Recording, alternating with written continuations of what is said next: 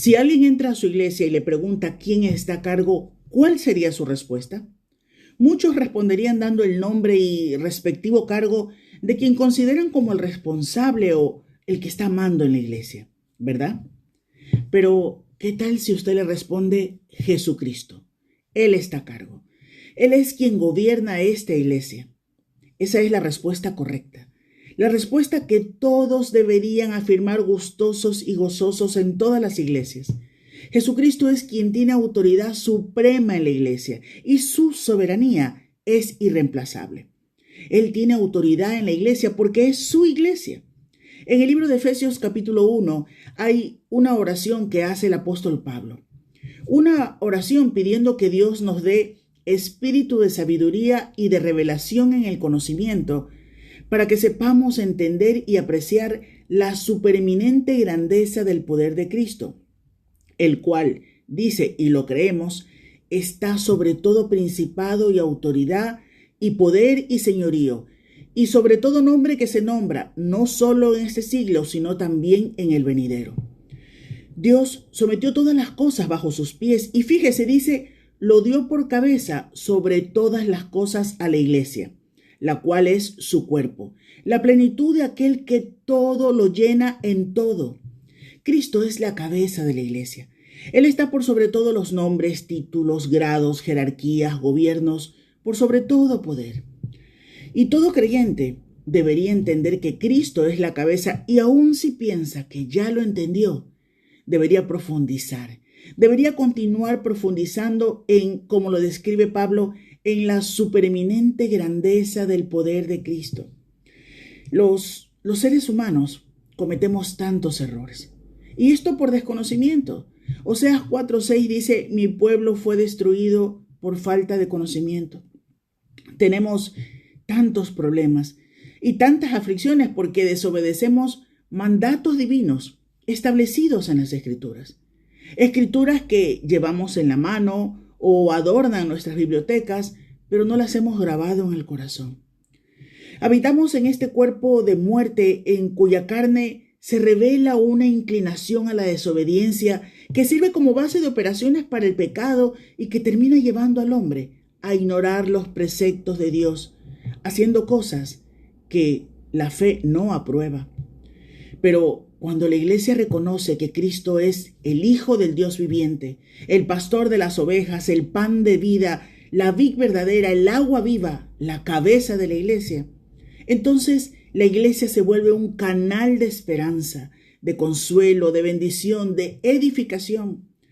Cuando la iglesia es consciente de que Cristo es la autoridad suprema, que cuida, que provee, que se mueve en ella y la va alimentando mientras va vigilando que ésta irradie luz de vida. Cuando la iglesia sabe que Cristo, que viene con sus pies semejantes al bronce bruñido, refulgente, como en un horno, y a su paso va examinándolo todo, con sus ojos como llama de fuego, atravesando toda apariencia humana, que va exhortando, reprendiendo el pecado y llamando a la iglesia para que vuelva al primer amor. Al amor que nunca debió dejar, para que no solo tenga nombre de que vive, sino para que ésta viva. Apocalipsis 2:4. Cuando la iglesia reconoce que Cristo es la cabeza, que Él es el Señor de su iglesia, que la gobierna ejerciendo autoridad en todo el cuerpo, que la disciplina, le enseña a través de su palabra porque Cristo es el Maestro, que la ama tanto a su iglesia que por amor se entregó a sí misma. Cuando somos conscientes de que nosotros no edificamos la iglesia, que es Cristo el que la está edificando porque es su iglesia, Él es el salvador de su iglesia y Él día a día va añadiendo a los que han de ser salvos. Cuando entendemos todo esto, es cuando disfrutamos de la multiforme gracia de Dios, como dice 1 de Pedro 4:10. Toda iglesia que se perciba salva debe asegurarse de que Dios la reconozca así. Si nos fijamos en Él, en el autor y consumador de la fe, si ponemos nuestra atención primordial en Cristo, la cabeza de la iglesia, en su grandeza, en su santidad, en su poder y majestad, seremos más productivos. Y los frutos del Espíritu serán más visibles día a día, de manera que como miembros del cuerpo de Cristo permanezcamos sujetos a Él para reflejar en todo momento y en todo lugar la semejanza a Cristo. para que, siguiendo la verdad en amor, crezcamos en todo en aquel que es la cabeza, esto es Cristo. Efesios 4:15. La autoridad de la iglesia, la cabeza de la iglesia, es Cristo. A continuación, un importante estudio sobre este tema de vital importancia. Permanezca con nosotros y al final recuerde compartir este programa. Una de las grandes declaraciones acerca de la autoridad de Cristo en la historia la encontramos en las preciosas afirmaciones del apóstol Pablo a los filipenses.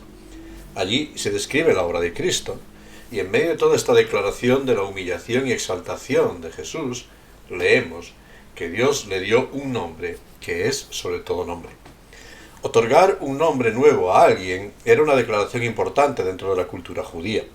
Indicaba un llamado, indicaba una dignidad, indicaba una autoridad especial. Abraham fue cambiado por Abraham, Jacob por Israel, Simón por Pedro, Saulo por Pablo. Este nombre otorgado capacitaba con autoridad al que lo recibía, con el reconocimiento de una misión que había recibido también para desarrollar como parte de Dios, y le daba un sobrenombre de autoridad. El nombre de Jesús es importante. En sí mismo es un nombre que expresa la vinculación que tenía con Dios mismo. Al declarar en este nombre Jehová salva, era el nombre hebreo muy común entre el pueblo judío, con su formulación Yeshua, Jehová salva, pero también con su forma tardía, Joshua o Josué. Sin embargo, aquí Dios quiere diferenciar el nombre con aquel que es sobre todo nombre.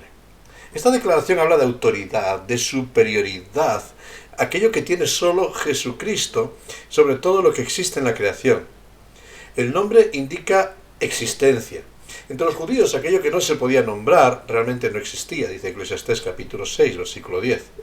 Y sin embargo, este nuevo nombre no es que va a sustituir, sino que nos va a presentar a aquel que es el único beneficioso para la historia. El nombre que realmente marca una diferencia en la historia de la humanidad. Claro que hay muchos nombres en la historia humana que se presentan como las respuestas para las necesidades del ser humano. Desde la religión, la filosofía, la política, la economía, la medicina, desde todas las ciencias del ser humano, se eligen nombres para ofrecer la solución para las tormentas de la humanidad, para llenarnos de esperanza. Todo lo nombramos y lo seguimos como aquello que nos ayuda a generar bienestar, nos hace sentir bien.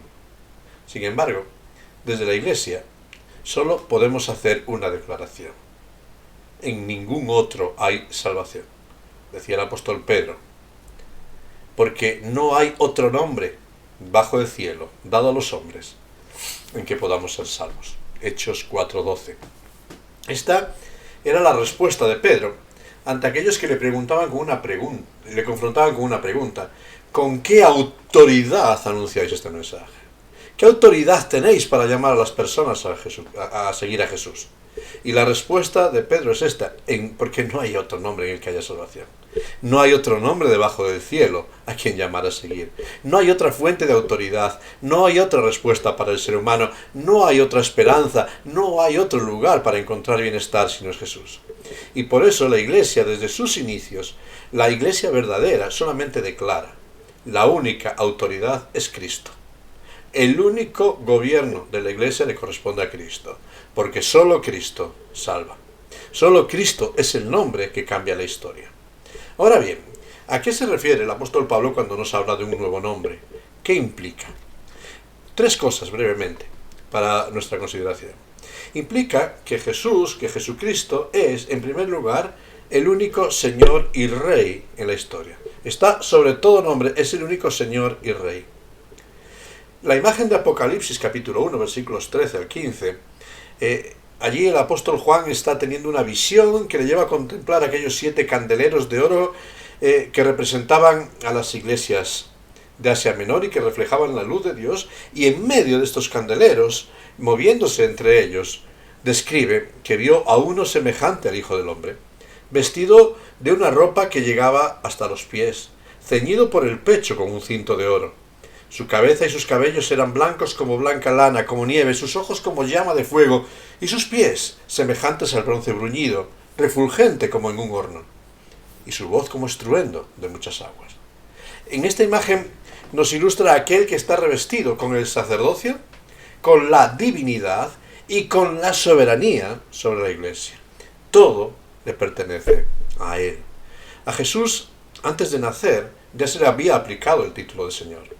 Allí cuando María va a visitar a Elizabeth, al recibirla se formula esta exclamación, esta pregunta: ¿por qué se concede esto a mí, que la madre de mi Señor venga a mí? Fíjate cómo se refiere a aquel bebé no nato, mi Señor. Está usando un título muy especial. El término Señor era el término hebreo Adonai, con el cual el pueblo judío se refería a Dios para no pronunciar el nombre sagrado de Yahvé. El pueblo judío no usaba este nombre, y para llamar a Dios usaban el término Adonai, mi Señor. En este término, al igual que el griego que se va a usar, que es Kyrios, tenían una implicación. Era el que poseía todas las cosas, era el soberano sobre todas las cosas.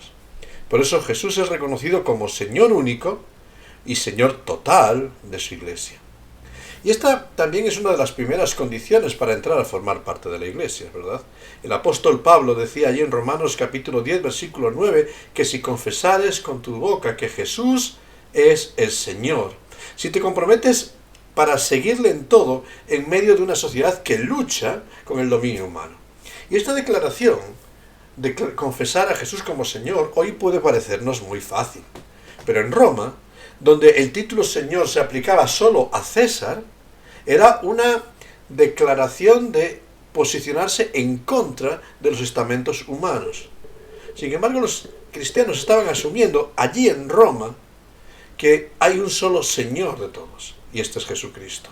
Y se comprometían a obedecerle por encima de todas las demandas de la sociedad, por encima de todas las demandas de la naturaleza humana. Obedecer a Dios antes que a César, obedecer a Dios antes que a las pasiones de la carne, obedecer a Jesús como Señor. Es en este sentido que el apóstol Pablo aplica a Jesús el nombre de cabeza de la Iglesia. Jesús es el jefe único y soberano de la Iglesia. El término castellano, jefe, deriva etimológicamente del francés chef, que surge del latín caput, así como del griego kefalé. El significado es el de alguien que está al mando, al frente de algo. Cristo es el jefe, la cabeza de los redimidos, la cabeza del pueblo que está en camino de regreso a Dios. Y es en este sentido que podemos casar la autoridad de Jesús como Señor y jefe de la Iglesia con el pasaje de Filipenses 2. Entonces se nos dice que Dios lo exaltó dándole un nombre que es sobre todo nombre. Al principio de la Iglesia, en este discurso inaugural de la era de la Iglesia que encontramos en Hechos capítulo 2, versículos 32 al 36, en el día de Pentecostés, Pablo hace esta declaración: a este Jesús resucitó Dios, de lo cual todos nosotros somos testigos. Así que, exaltado por la diestra de Dios, y habiendo recibido del Padre la promesa del Espíritu Santo, ha derramado esto que vosotros veis y oís. Porque David no subió a los cielos, pero él mismo dijo el Señor, a mi Señor, siéntate a mi diestra hasta que ponga a tus enemigos por estrado de tus pies. Sepa pues ciertísimamente toda la casa de Israel. Y fíjate la declaración que hace Pedro: a este Jesús exaltado por la diestra de Dios, a este Jesús a quien vosotros crucificasteis, Dios le ha hecho Señor y Cristo. La Iglesia tiene un único Señor, porque Dios ha exaltado con un nombre que es sobre todo nombre a Jesús el Cristo. Y por eso la Iglesia tiene el derecho, el deber y el privilegio de proclamar a Cristo como su Señor, como su cabeza, como su único Señor, como su única cabeza. Una realidad que, aunque en este mundo dominado por la maldad sea poco reconocida, no quiere decir que esté reservada para la eternidad futura. En el presente, en el día de hoy, el reino de los cielos se ha adentrado en la historia humana. Y la Iglesia tiene la responsabilidad de ser este reino que le pertenece a Dios, que obedece a Dios, que sirve a Dios, que acepta la autoridad de Cristo. Y siendo que este reino de Dios ya se ha acercado, para la Iglesia se abre una nueva época de conflicto. No se puede servir a dos señores.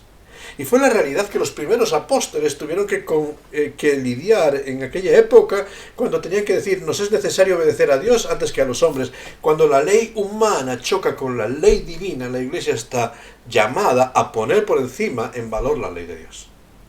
Y ahí se abre un campo de conflicto.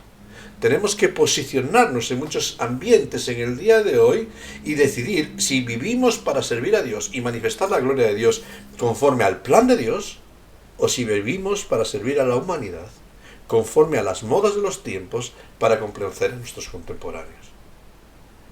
¿Quién es la autoridad en la Iglesia? ¿Dios en Cristo o nuestros contemporáneos? En medio de esta lucha, y con todos los temores que se pueden manifestar en nosotros cuando se ciernen los conflictos sobre el pueblo de Dios, tenemos que reconocer con fe que la Iglesia tiene un rey invencible, un rey soberano, el Todopoderoso, Cristo, nuestro único Señor. En segundo lugar, este nombre, que es sobre todo nombre, implica que Jesucristo es la única autoridad de la Iglesia. Como Señor y cabeza, como jefe, Jesucristo es nombrado como la única autoridad de esta. Es cierto que el ministerio pastoral en la Iglesia está revestido de una facultad, y es la facultad de apacentar y cuidar de la grey. Una autoridad delegada por Dios mismo, no para ejercer dominio sobre la grey, sino para servir, cuidar y entregar a Dios el rebaño que se le ha encargado. La Iglesia no es de pastores, o cualquier nombre que pongamos ahí. La Iglesia no es de seres humanos, la Iglesia es de Cristo. Él es el único Señor y dueño de la Iglesia. Y la Iglesia tiene que ser presentada a Cristo como esa esposa fiel. Una tarea que, encargada a seres humanos, más que una dignidad, es una responsabilidad enorme, de la cual aquellos que han sido llamados a este ministerio tendrán que rendir cuentas ante el príncipe de los pastores. Tendremos que rendir cuentas ante el príncipe de los pastores. Ahora bien, este ejercicio de autoridad propia que le corresponde a Cristo sobre su Iglesia, Él va a desarrollar su ministerio de autoridad en la Iglesia por medio de dos brazos. Por un lado está la palabra de Dios, que hablábamos la pasada semana en el anterior programa, la Escritura inspirada. En ella tenemos los mandatos del Rey para la vida. Jesús es la palabra de Dios encarnada, Juan capítulo 1, versículo 1 y versículo 18. Él es la revelación final de toda la voz del Padre, Hebreos capítulo 1, versículos 1 y 2. Por eso ya somos llamados a oírle solo a Él. Pero por otro lado, este brazo de autoridad también lo desarrolla Jesucristo sobre su Iglesia por medio del Espíritu Santo. De esto hablaremos en el próximo programa. Es el Espíritu quien da poder, quien capacita a la Iglesia para el desarrollo de los dones y de los ministerios espirituales. Es el Espíritu el que se manifiesta por medio de las manos de su pueblo, aquellos que están sirviendo, que estamos sirviendo. Por eso, la Iglesia en el presente es, nos dice el apóstol Pedro, un linaje escogido, un real sacerdocio, una nación santa. Toda la Iglesia y todos en la Iglesia somos llamados a servir a nuestro Rey. No hay algo como una jerarquía, como un clan, sino que solamente hay un pueblo, un rebaño, donde todos somos llamados a anunciar las virtudes de nuestro Señor, de nuestra cabeza, que es Cristo, de nuestro Rey, que es Cristo. Todos tenemos una responsabilidad de servir a Cristo, conforme a los dones con los cuales hemos sido capacitados. Y en tercer lugar, el nombre, que es sobre todo nombre, nos revela que Jesucristo es nuestro único Salvador, pero también nuestro juez, el juez de su Iglesia. Cristo es el Salvador y el juez de la Iglesia. Cuando Jesús es exaltado por parte del Padre, nos hace ver que Él es el único camino para llegar a Dios. Es puesto en alto como aquella serpiente en el desierto, aquella serpiente de bronce, para que todo aquel que mire en Él sea libre de la herida del pecado. Es Él en el único en que podemos ser salvos. Leíamos hace un momento, Hechos 4:12. El único ante el cual toda rodilla se doblará, dice el apóstol Pablo en Filipenses 2:10. Pero con esta declaración, al Señor Jesucristo se le está atribuyendo la cualidad de ser Dios mismo. Pues el profeta Isaías nos había profetizado que ante Jehová, solo ante Jehová, como el único Dios, como el único Salvador, se doblaría toda rodilla. Isaías 45, versículos 23 hasta 25. Por eso intentar buscar la esperanza para la vida, buscar encontrar el bienestar para nuestra vida en cualquier persona, rito o mérito, es blasfemia. Porque resulta obvio que solo Cristo salva. Y si solo Cristo salva, Él es el único mediador entre Dios y los hombres. 1 Timoteo, capítulo 2, versículo 5. Nadie puede llegar a Dios. Nadie puede recibir las bendiciones de Dios sino por Jesús. Juan, capítulo 14, versículo 6. Ni iglesias, ni gurús espirituales pueden llevarnos a Dios. Solo el sacrificio todo suficiente de Cristo es el medio para alcanzar la gracia. No es un camino entre otros, es el único camino. No es una opción entre otras, es la única opción. Solo Cristo. Él es el camino, Él es la verdad y la vida. Por eso Cristo es la piedra angular, la piedra singular de la Iglesia. Cualquier otro fundamento que queramos poner es indigno, porque todo es parte del esfuerzo y la visión humana. Solo Cristo, solo por la fe en Cristo, sin nada más, la iglesia puede estar sustentada y creciendo. Ahora bien, permíteme poner un punto final para esta reflexión. Siendo toda la autoridad de la Iglesia, Cristo es también el juez ante el cual la Iglesia tendrá que rendir cuentas. Un juez inapelable, que igual que coloca el candelero para que la comunidad de redimidos resplandezca, puede retirar el candelero cuando esta comunidad no le da toda la gloria solo a Él. Esta es la advertencia que encontramos en Apocalipsis capítulo 2, versículo 5. Al igual que sucedió con el pueblo de Israel, ¿verdad? El pueblo de Israel se gozaba y hacía celebración porque la gloria de Dios había llenado el templo, porque la gloria de Dios cuando se manifestaba lo llenaba todo. Pero el pueblo de Israel tuvo que experimentar cómo la gloria de Dios volaba de en medio de ellos por causa de su pecado y rebeldía. Y así la sequedad y la muerte se adueñaban de todo. Se habían alejado del único que era fuente de la vida. Cristo es fuente de guía, fuente de paz, fuente de consuelo, fuente de salvación para su iglesia. Pero también es la voz autoritativa de exhortación, corrección y reprensión. Ante su voz, la iglesia tiene que responder en obediencia, arrepentimiento y servicio, porque ante Él y solo ante Él todo lo que hayamos edificado será puesto a prueba para su gloria. Por eso es necesario que la iglesia constantemente esté examinándose a la luz de la palabra, a la luz de la voz de Dios para su pueblo, porque Él es la única autoridad en la iglesia.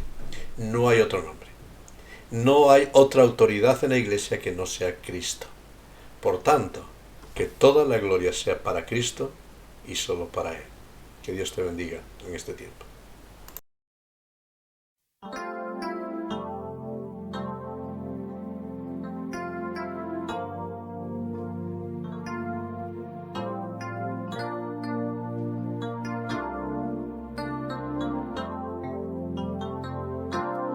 El Señor es mi pastor, nada me faltará. El Señor es mi pastor, en pastos delicados Él me hará descansar, junto a aguas de reposo me pastoreará, confortará mi alma, me guiará por sendas de justicia. Por amor de su nombre,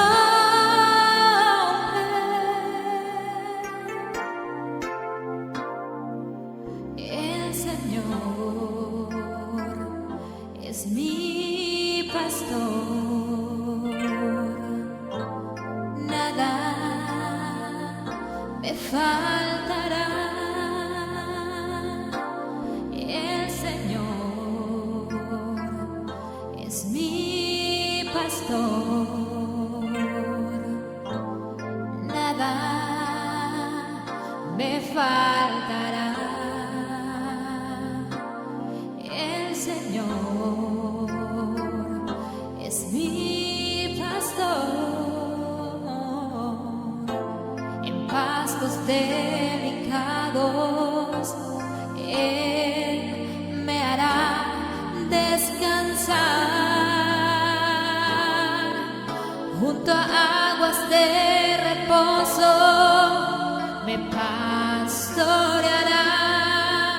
confortará mi alma, me guiará por sendas de justicia, por amor de su nombre.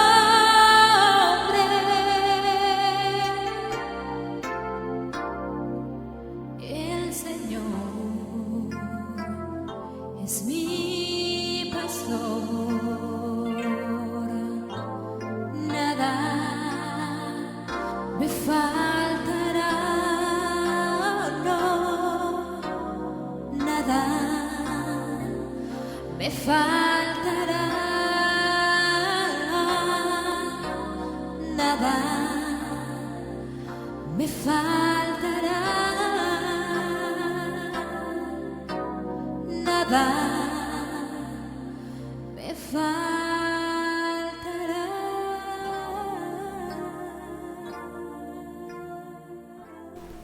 Vamos a terminar este tiempo orando y pidiendo al Señor que Él escudriñe nuestros corazones, para que no queramos nosotros tomar las riendas ni de nuestra vida ni de su iglesia, porque es suya, no pertenece a nadie más.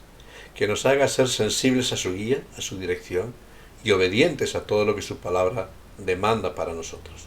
Que pidamos por la iglesia, porque tantas veces bombardeados por las presiones y ambientes de autoridad y por los nombres de esta vida, nos podemos perder y olvidar que el único nombre, que es sobre todo nombre, el único nombre que tenemos que seguir, el único nombre a quien tenemos que servir, el único nombre que tenemos que adorar, es el nombre de Cristo, para que a Él sea toda la honra y la gloria en medio de su pueblo.